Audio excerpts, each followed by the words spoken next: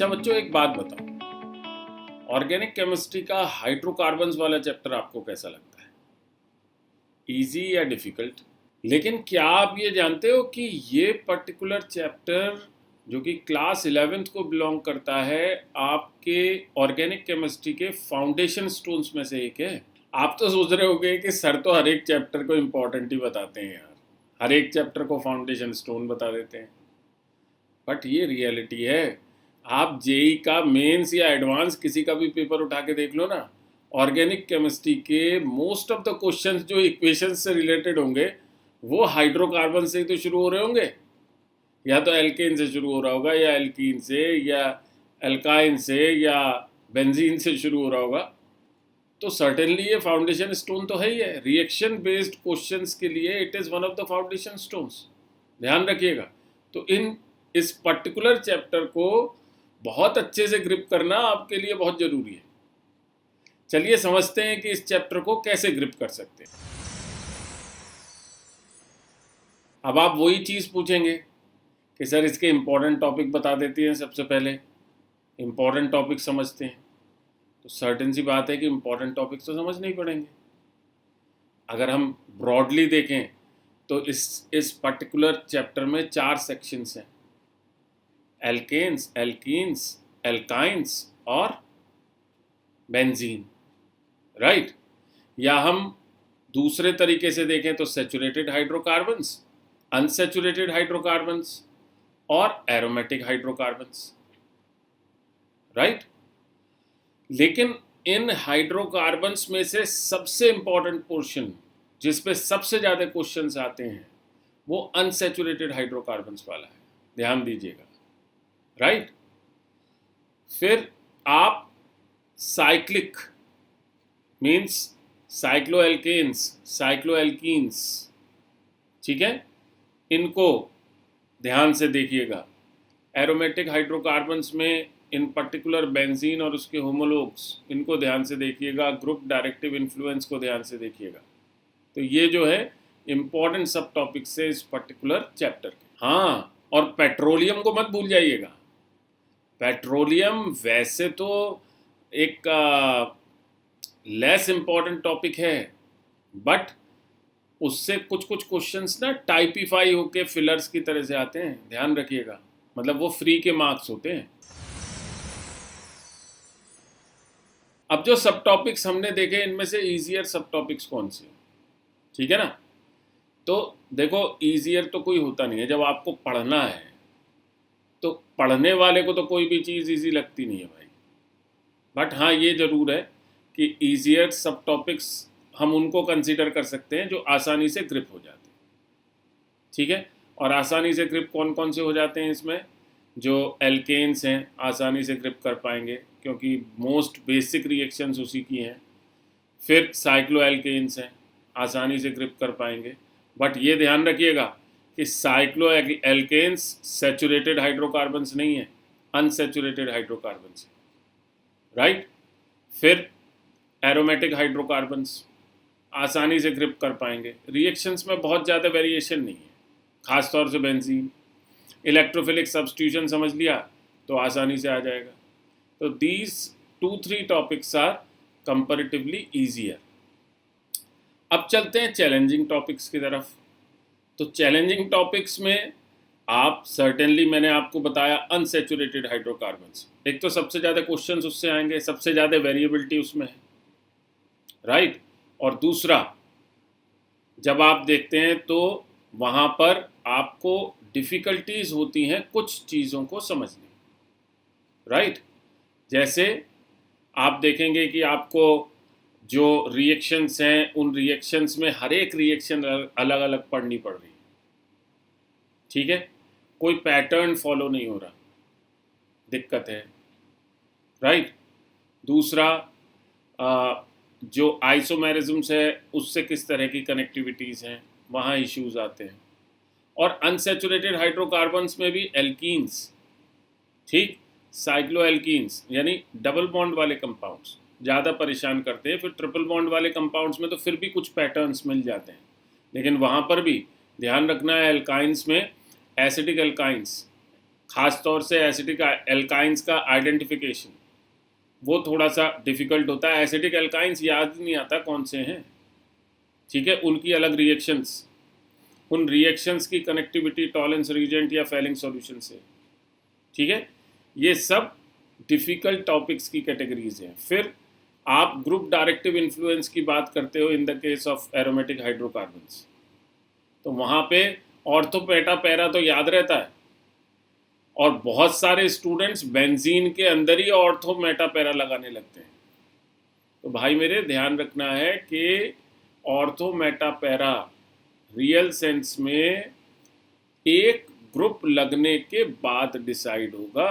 Benzene में, simple benzene में सारे पोजीशंस एक जैसी हैं। इस चीज़ को बहुत अच्छे से ध्यान रख के चीज़ों को कैटर करना होता है, राइट। अच्छा, एक और इंटरेस्टिंग बात जो आप नज़रअंदाज कर देते हो, एरोमेटिक कंपाउंड्स की एरोमेटिसिटी, उसको कैसे हकल रूल से कैसे कनेक्ट करते हो, ठीक है, ख़ास तौर से जो पाई इलेक्ट्रॉन्स का नंबर है वो कैसे कैलकुलेट करते हो, बहुत इम्पॉर्टेंट है, इस पे सवाल आते हैं, राइट। तो कहाँ हकल रूल फॉलो होगा, कौन से इलेक्ट्रॉन्स पाई इलेक्ट्रॉन्स की तरह से आप काउंट करोगे, ये बहुत इंपॉर्टेंट एस्पेक्ट है, इसको पकड़ के रखना बहुत जरूरी, राइट। साथ ही साथ ये चैलेंजिंग भी है। समझ में आ गई कोई दिक्कत नहीं है, नहीं समझ में आई हमेशा प्रॉब्लम करेगी, सारे आयन्स एक जैसे दिखाई देते हैं। अब ग्रिप करने की स्ट्रैटेजी क्या होनी चाहिए, तो स्ट्रैटेजी में दो हिस्से आ गए। एक तो पहला, जब आप इस चैप्टर को ग्रिप करने जाएं तो आपको क्या क्या पता होना चाहिए। तो सबसे पहली चीज़ जो पता होनी चाहिए that is fundamentals of organic chemistry वाला चैप्टर, उसके बेसिक्स क्लियर होने चाहिए एकदम, नोमेनक्लेचर से कनेक्टिविटी क्लियर होनी चाहिए। इसके बाद केमिकल बॉन्डिंग और जो ऑर्गेनिक केमिस्ट्री है इसकी कनेक्टिविटी का आइडिया होना चाहिए प्रॉपर वे में, राइट। इसके अलावा एल्केन्स हाइड्रोकार्बन्स की बेसिक अंडरस्टैंडिंग जो क्लास 10th में आपने पढ़ी थी साहब वो होनी चाहिए, कार्बन एंड इट्स कंपाउंड वाला चैप्टर, राइट। इसके अलावा क्लैरिटी होनी चाहिए अबाउट द बेसिक्स और fundamentals of stereochemistry, in particular isomerism में स्टीरियो आइसोमेरिज्म का मोटा मोटा आइडिया होना चाहिए, क्योंकि एल्कीन्स के अंदर डिफरेंट प्रोसेसेस या रिएक्शंस में कई बार स्टीरियोकेमिस्ट्री से कनेक्टिविटी आपको दिखाई देती है। उसको अगर आपको बेसिक समझ है उसकी तो आप उसको ठीक से पकड़ सकते हैं। Last but not the least, जो रिएक्शन मैकेनिज्म्स हैं इनकी अंडरस्टैंडिंग होनी चाहिए प्रॉपर वे में। इलेक्ट्रोफिलिक सब्स्टिट्यूशन कहाँ लगेगा, इलेक्ट्रोफिलिक एडिशन कहाँ लगेगा, राइट। फ्री रेडिकल मैकेनिज्म्स किसके अंदर यूज़ होंगे, एडिशन रिएक्शंस कहाँ होगी, सब्स्टिट्यूशन रिएक्शंस कहाँ होंगी, ये सारे आइडियाज़ आपको होने चाहिए, ठीक है।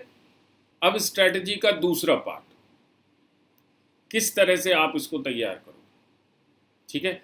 तो पहली चीज़ हो गई कि मेरे कितने लेक्चर्स की ज़रूरत होगी, अगर मैं बात करूँ तो लगभग 18 से 20 घंटे के लेक्चर्स तो टीचर के होंगे, मेरे जैसे टीचर के, जो कि प्रॉपर वे में चीज़ को आपको डिस्क्राइब करेगा, राइट।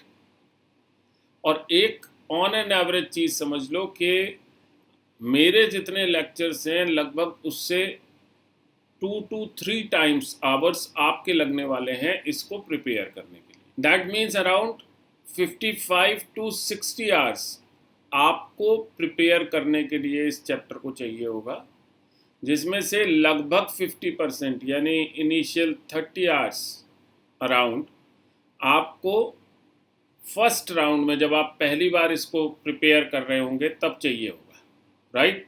फिर सेकंड राउंड में अराउंड 12 आवर्स, और थर्ड राउंड में फिर वो जब आप जिस समय प्रॉपर रिवीजन कर रहे होंगे तो वो घट कर के कहीं 8 घंटे के आसपास रह जाता है, ठीक है। अगर हम क्वेश्चन वाइज बात करते हैं तो हम कैटेगराइजेशन कर सकते हैं। प्रैक्टिस करने के लिए अराउंड 60 क्वेश्चंस आर इनफ अगर एल्केन्स की बात करते हैं, एल्कीन्स में सबसे सब्सटेंशियल नंबर ऑफ क्वेश्चंस आपको चाहिए, दैट इज अराउंड 200 क्वेश्चंस। आप अगर प्रैक्टिस करेंगे वो भी एल्कीन्स साइक्लो एल्कीन्स मिला करके, ठीक है, तो आपको फ़ायदा होने वाला है। और अगर हम एल्काइंस की बात करें, ठीक, तो अराउंड वही 70 questions will be sufficient. Aromatic hydrocarbons को जब आप लेकर के चलेंगे तो वो भी around 60-65 questions will be sufficient, क्योंकि एरोमेटिक हाइड्रोकार्बन्स की एप्लीकेशंस आगे आपको ज़्यादा मिलेंगी। अभी तो ये कोर हाइड्रोकार्बन्स वाला चैप्टर होगा, इसमें इतने क्वेश्चन सफिशिएंट होंगे। तो इन ऑल अगर मैं बात करूं 4 हिस्सों में अगर हम देखें तो सबसे ज़्यादा क्वेश्चंस की प्रैक्टिस आपको एल्कीन्स की करनी है, राइट।